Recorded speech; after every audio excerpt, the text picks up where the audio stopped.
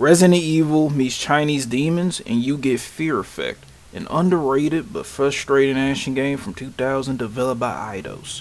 This game starts off with you hopping off on a helipad, and from the get-go, you can already tell what type of game this is gonna be.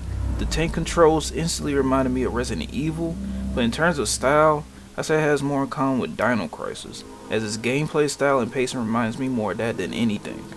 This game has 4 discs, and shockingly enough, this game actually is not long at all, as you can beat this game in around 2 hours, which is around the time it takes to beat Resident Evil 1, but of course if you're playing this game for the first time, just like me, it's going to take longer than that. That brings me to one of the things I like about the game, which is its pacing. The pacing of this game is very straightforward and to the point. It doesn't like to waste time with overly complex levels or severe exposition dump, which can very easily take someone out of it. You go through each section rather quickly, and you get accustomed to the tank controls pretty easily. Now personally, I don't think tank controls are bad, and to be honest, I think they are pretty underappreciated, as it means every movement you make matters and thus makes certain sections more tense. I think if horror games like Silent Hill or Resident Evil had regular controls, they would not be as tense as they are. Now, the game has you find regular enemies for the first disc, which the SWAT members on the first disc can get pretty bullet spongy, but still normal throughout. Now, like one of the things I was never a fan of in these types of games are the puzzles. And the puzzles in this game range from pretty obvious to straight up confusing, especially on disc 3 and 4, which man, disc 3, we will definitely talk a lot about disc 3 because man, I have a lot to say about that.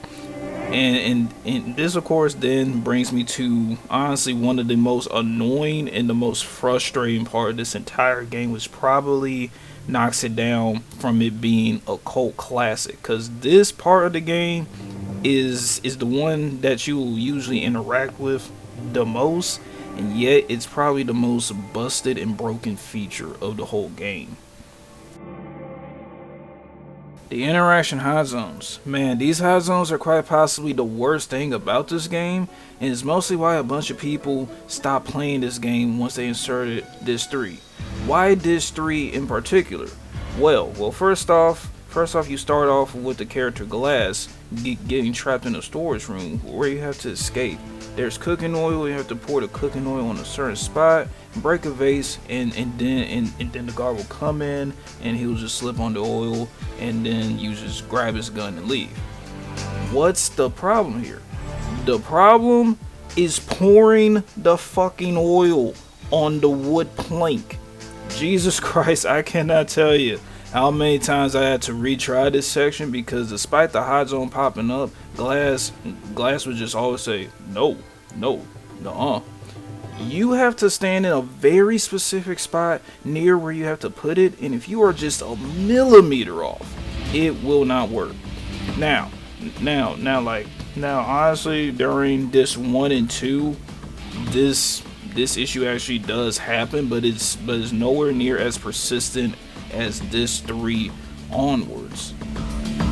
And like then as well, you would have to stand in a certain spot to like actually interact with certain things, and like of course for like some things you would get items for it, which inside your inventory it does not automatically default to the item that you need for that door, so you have to keep on scrolling, and hopefully you don't just scroll right past it, and of course hopefully you don't get killed while you're also doing it.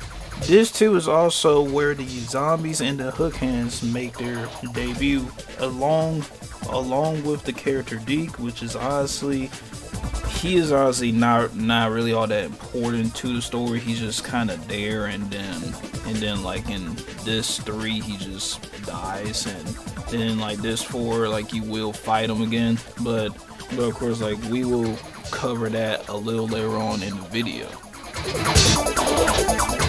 I know I haven't really talked much about the characters, but that's mainly because there's not really much to talk about. Like their character development is pretty surface level. Of course, the main character of this game is Hana, who's the hot mercenary chick that was led into a job that sunk way deeper than her and her partner Glass originally thought. Glass is the more straightforward merc. He just wants to collect his paycheck and then just move on to the next job. He doesn't really have a sense of morals until this 3, where the guy does expand a bit, but the guy still keeps his same old attitude. And then you got Deke, who's like just there. To be honest, I mean, there's not really much to say about Deke other than like you get to fight him as a boss battle during this 4 when you're in hell. But other than that, I mean, Deke's pretty forgettable. Now the story is more or less a regular merc job gone wrong, with demons being involved and Hana and the rest trying to capture Wei Mi Lam and stop the possible destruction of hell taking over the world. That's it. That is essentially the entire story summed up in a short, concise sentence. You fight different bosses throughout each level, with one of them in particular being complete bullshit, and you pick up some story pieces and scenes along the way. Now this type of genre of game is usually known for its backtracking. And man, you will do a lot of backtracking in Fear Effect, and that is one of my main gripes about this game. And it's mainly how the backtracking is done. The way backtracking is done in Resident Evil is pretty neat, as opposed from each level, unlocking new pathways as you get more and more OP and accustomed to the game. The way it's done in Fear Effect is more of a mild annoyance, especially in this 3, as it seems to be a common theme in this video is where it's the worst at. Because man, this 3 is, I mean, I'm gonna be honest, I can easily see why people stop playing this game after this 3. It is just not good. This 3's backtracking is so insane, and plus as well, it does not help that you have to do this type of backtracking for all 3 characters, as you'll basically just be going through the same paths every time, which is just very annoying. As Hana, you gotta dress up as one of the working girls to get through, with a nice little fan service scene, as she has another fan service scene from this 2, which honestly, I like it. I have zero shame in saying that. And after that, you basically go through the most tedious collectathon ever to finally get to Madame Chen, one of the main enemies in the game, who does kill off Deke, and then in this 4 we will finally find out that Madame Chen is Hana's mother, which is I guess it's a twist that was needed in this game. And now we get to this 4, which is of course nowhere near as terrible as this 3 in my opinion, but it's filled with more bullshit than literally any other disc, just so it can be harder. Remember when I said that you'll get accustomed to the controls quickly? Well, this is where you will really need to love rolling. Rolling is your best friend in this entire game, and especially in this 4. The amount of hook hands and spirits that you need to either kill or dodge is utterly ridiculous. And the worst part is that like in this disc of the game, you get no ammo at all, and you get paper guns, which these paper guns, I am gonna be completely honest, I never even figured out how the hell you are supposed to use them. If somebody could tell me, that would help out a lot. The puzzles of this section are the worst, paired with dodging a million hook hands, and you got a recipe for rage, which is pretty fitting since we are in hell, and this disc 4 definitely invokes that hellish feeling. Towards the end, we found out that our informant that got us into this mess, who was pretty forgettable as he got killed in this one, is the king of hell. But you don't actually fight him.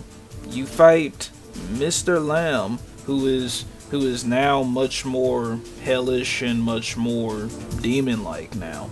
Now, you have two choices towards the end to your fight as Hana or Glass. Picking one of them kills the other.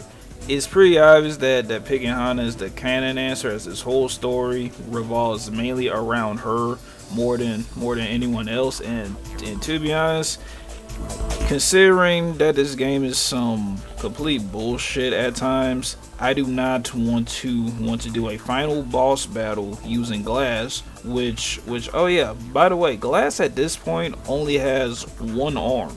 So yeah, so if you pick Glass, you're just gonna make this final boss battle like way harder on yourself, which honestly for this game, yeah, just good luck trying to do that. So as you pick Hana, you will then kill off Glass and you'll just face the final boss. After that, you will then kill off the King of Hell in a cutscene. Wei Ming Lam disappears into hell and you stop the destruction of the world. The end. It's a pretty abrupt ending. There is two endings and a secret ending that is apparently considered the best ending if you play on hard mode, but fuck that. I am not going through this 3 ever again, and you shouldn't either. That's essentially all I have to say about Fear Effect. It may come across as a game that really should be left in the past, but this game is still a good try despite my issues with it. The combat is actually pretty fun and solid, as the different weapons you get make mowing down enemies pretty fun. The cutscenes are pretty dope, though some of them do just cut off randomly. And despite my deep-seated hatred for that bullshit ass Disc 3, all of these disc backgrounds and set pieces are really nice to look at and go around in. Especially Disc 1, which parts of it reminds me of Reactor Core from Final Fantasy VII. Overall, I would say this game is pretty underrated, as it's a solid game with some ideas that just didn't work or mechanics that just really bring it down, which is why I wouldn't say this is on par with Resident Evil or Dino Crisis. But it's still a good game to try if you like a more action style take on the original Resident Evil games. So I hope you guys enjoyed the video. Leave a comment and share if you played this game. What were your initial thoughts on it? Have you actually finished this game, or to be honest, did you also quit after this 3, kind of like a lot of people that I've seen online said? Which, to be fair, I don't blame you. I basically got through this 3 through sheer willpower. But like, yeah guys, like, just go ahead, like, subscribe, hype, do all the good stuff that the algorithm likes, and I will see you guys in the next video. Stay safe, peoples. Hello, Panda. Not too long, Deke. I've killed men for much less. Yeah, right. Sorry.